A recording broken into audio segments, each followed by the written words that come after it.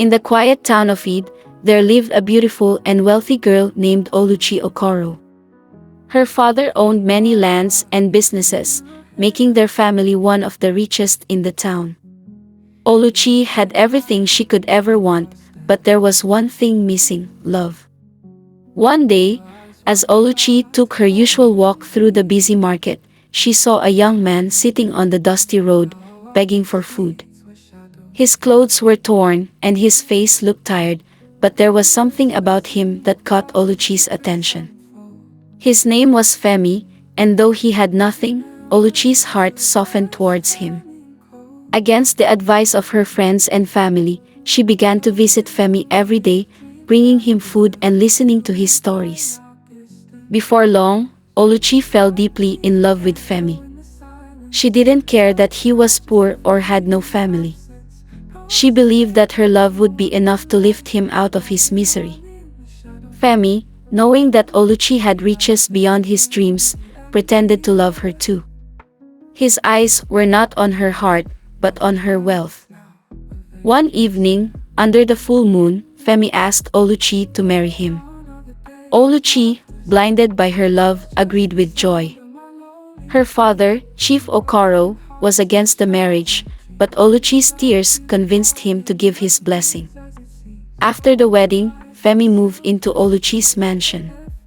For months, everything seemed perfect. But Femi was growing impatient. He wanted to control her wealth now. He started treating Oluchi coldly, no longer pretending to love her.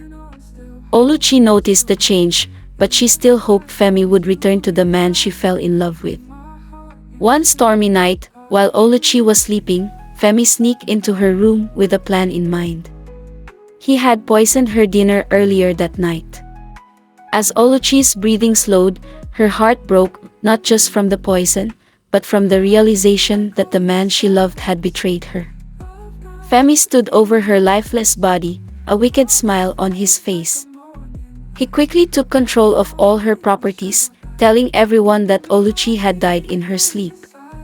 But he didn't know that his evil act had awakened something far more powerful than he could have imagined.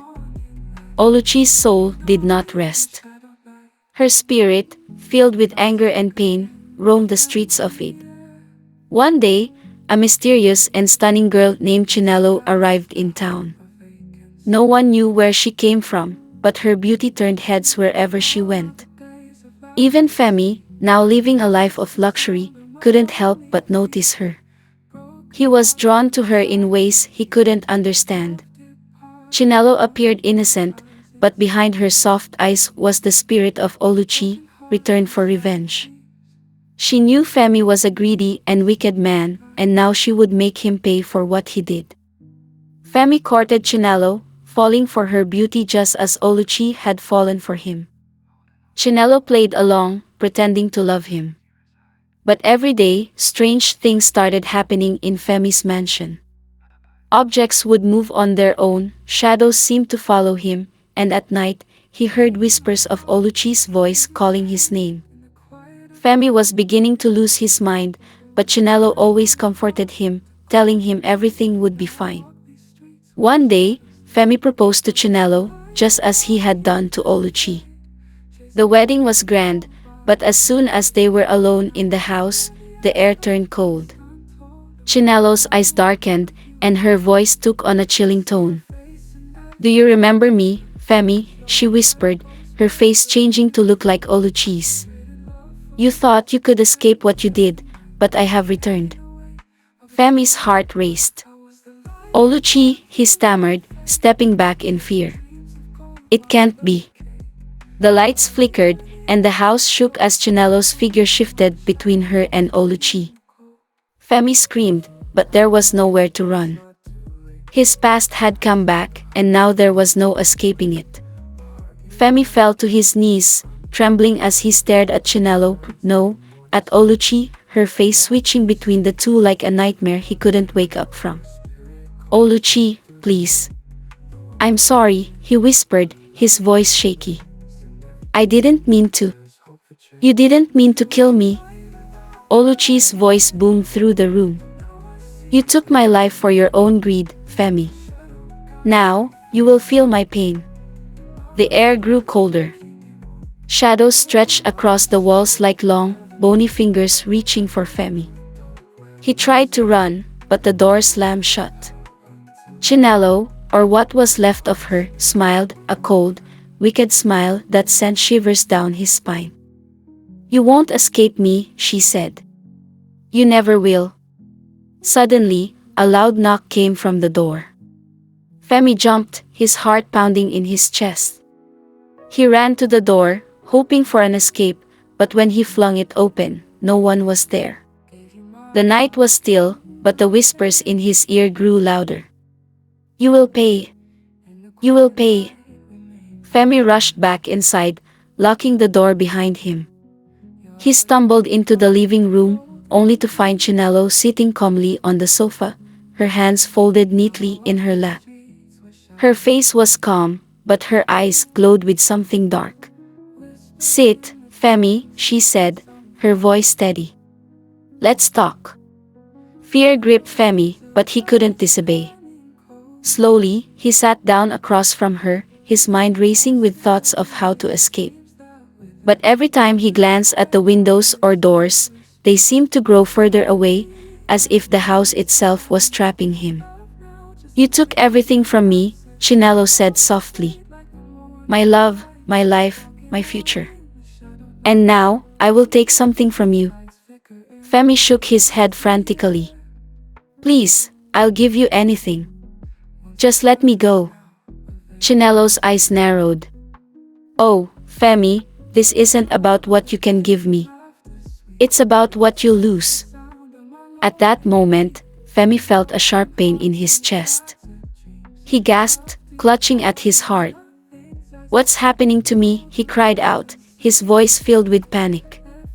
Chinelo stood and walked slowly towards him. "You feel that? It's the weight of your guilt, Femi.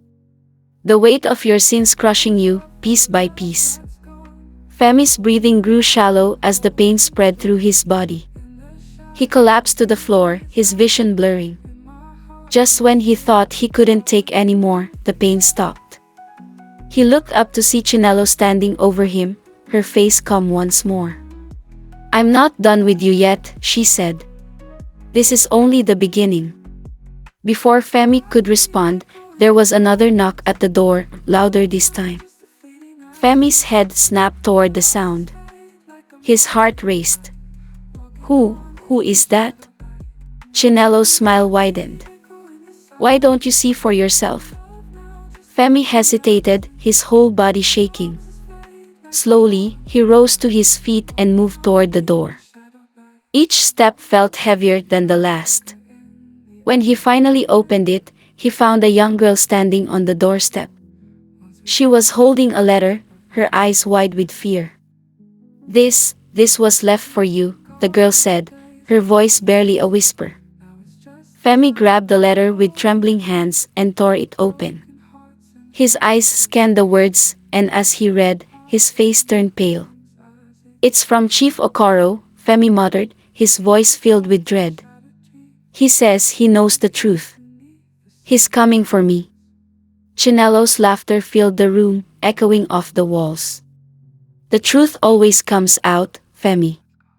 You thought you could hide from your crimes, but now, even the living know what you've done." Femi stumbled back, dropping the letter as if it burned his hands. No, this can't be happening. But it was. The walls seemed to close in on him, the air thick with tension. Every shadow looked like it was moving, watching him. The footsteps of Chief Okoro's men could be heard approaching in the distance, getting closer and closer. Femi's mind raced. Should he run? Hide? Beg for mercy? But deep down, he knew there was no escaping what was coming. Chinelo stood in the center of the room, watching him with a calm smile. "You can't run from your fate, Femi. Soon, you will face what you deserve, both in this world and the next." As the sounds of footsteps grew louder, Femi's panic surged. He backed into a corner, his eyes darting around the room, desperately searching for a way out. But there was none. The door burst open, and Chief Okoro's men stormed into the house. Their faces were hard, their eyes filled with the same anger that Oluchi's spirit carried. "Take him," Chief Okoro's voice rang out from behind them. "He will pay for what he's done." Femi screamed as they grabbed him, dragging him out of the house. But even as they carried him away, his eyes stayed locked on Chinelo, whose figure slowly faded into the shadows. Femi struggled as Chief Okoro's men dragged him through the streets of it. He screamed for mercy, but no one listened. The town had heard of his wickedness, and now the truth of Oluchi's death had spread like wildfire. As they approached the village square, a crowd gathered, whispering among themselves. "That's the man who killed Oluchi," they muttered. Femi's heart raced as the reality of his situation hit him. He had lost everything, the wealth, the mansion, and now, his freedom. When they reached the center of the square, Chief Okoro himself stood waiting, his face etched with sorrow and rage. He looked down at Femi, who lay crumpled on the ground, his body weak from the fear that gripped him. "You thought you could get away with killing my daughter?" Chief Okoro's voice was filled with pain. "You took everything from me, and now you will pay the price." Femi tried to speak, but his voice caught in his throat. He could feel the weight of Oluchi's spirit still lingering around him, her presence like a shadow that refused to leave. Suddenly, a gust of wind blew through the square, cold and sharp. The crowd shivered as they looked up to see a figure standing in the distance, Chinelo. She had returned, but this time, there was no smile on her face. Her eyes were full of sorrow. Chief Okoro looked at her, his brow furrowed. "Who are you?" Chinelo's voice was soft, but it carried through the air like a gentle breeze. "I am the one who witnessed it all. The one who saw how greed destroyed everything." The crowd went silent, watching her carefully. She stepped forward, her gaze locking on Femi. "You took Oluchi's life because of your greed, Femi. You thought you could gain the world by taking what wasn't yours. But all you've earned is suffering. What you did has destroyed you." Femi lowered his head, tears streaming down his face. He knew there was no escape now. His heart was heavy with guilt and regret, but it was too late. Chinelo continued, "The lesson in all of this is simple: greed and betrayal lead to nothing but ruin. If you had chosen love over greed, if you had cherished Oluchi instead of seeing her as a way to gain wealth, you would have lived a life of happiness. But now, you have nothing." The crowd nodded in agreement, murmuring among themselves. Chinelo turned to Chief Okoro, her voice softening. "Let him live with his guilt, for that will be his greatest punishment." Chief Okoro hesitated, but finally, he nodded. "Let him go." Femi, weak and broken, was released. He fell to the ground, sobbing. The crowd dispersed, but no one offered him help. He was left alone, his heart weighed down by the guilt of what he had done. As the sun began to set over the quiet town of Id, Femi wandered aimlessly, his mind haunted by the memories of Oluchi's smile, her kindness, and how he had thrown it all away. Everywhere he went, he felt the presence of her spirit, a constant reminder of the love he had betrayed. Years passed, and Femi lived a life of loneliness and regret. He had lost everything, not just his wealth but the chance at true happiness. He knew he could never escape the shadow of what he had done. Moral lessons. 1. Greed destroys lives. Femi's desire for wealth led him to betray the one person who loved him unconditionally. In the end, his greed left him with nothing but guilt and sorrow. The pursuit of material gain at the cost of others always leads to ruin. 2. Betrayal comes with a price. Femi's betrayal of Oluchi not only cost her life but also condemned him to a life of misery. Trust and love are precious and must never be taken for granted. 3. Guilt is a heavy burden. Femi's greatest punishment wasn't imprisonment but the weight of his guilt. Living with the consequences of his actions became a punishment far worse than anything else. 4. True love is more valuable than riches. If Femi had valued Oluchi's love over her wealth, he would have lived a happy and fulfilled life. The story reminds us that love, kindness, and loyalty are worth far more than money or possessions.